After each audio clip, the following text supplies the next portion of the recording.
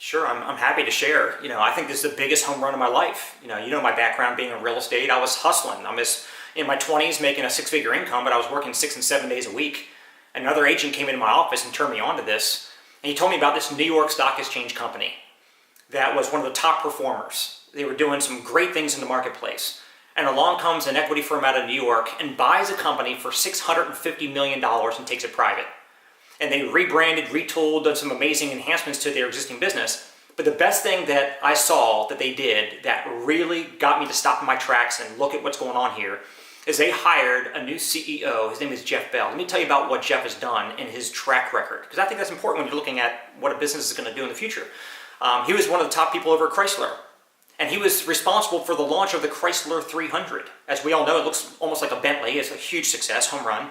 Over at Ford Jeep, he looked at the Wrangler and said, look, you got a 2-door Wrangler, why not a 4-door? And I said, no, we don't do that. He convinced him to do that.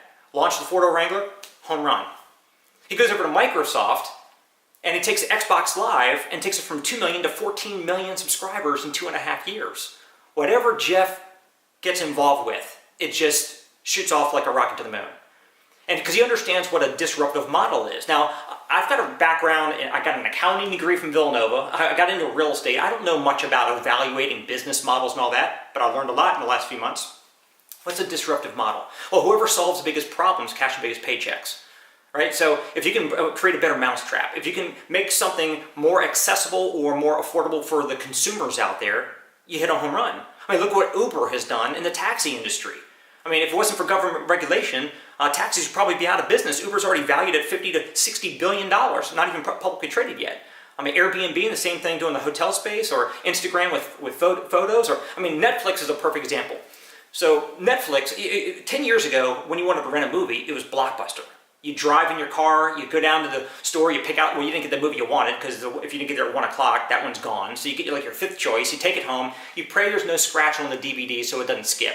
So hopefully it plays all the way through. The next day you got to race back down there to beat the 24-hour clock so you don't get a late fee. Or if you're old like me, if you didn't rewind the tape, you got a rewind fee, right? So along comes Netflix for a tiny little monthly fee. You can watch anything you want, unlimited, 24/7. And what happened to Blockbuster now? Out of business. These are disruptive models. Take an existing industry, a company comes along with a better mousetrap, and everybody wins. So I want to ask you a question. I mean, where do you think is the most valuable real estate in the world? I mean, people say Dubai, New York City. Here's what I believe. It's right here. That's the most valuable real estate in the world. These 5 inches that people are staring into all day, people will live on their phones. And if you can find a way to get a business as an app on people's cell phones, that's your home run. That's your toll booth to get profits. Brick and mortar companies are going by the wayside. I mean, malls are closing down. It's the Amazon effect. Amazon is just changing the way we live our lives. And so what I love about this project that I'm working on right now is a subscription model. I love subscription models. Why?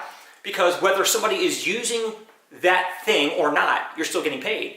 Like, for example, whether if I've got Netflix on my phone, which I do, if I watch a movie or not, it doesn't matter. Netflix gets paid every month. Amazon Prime, if I order anything online or not, I'm still paying my Prime fee. They're still getting paid. Sirius Satellite Radio, I've got it on all my cars. Whether I get in my car and drive it and turn on the radio and listen or not, Sirius always keeps getting paid. That's the kind of model I want to have, right, as a business owner. Well, this company's solving 2 massive problems and making some serious profits. They got the apps, they got the subscriptions. That's why this is a home run.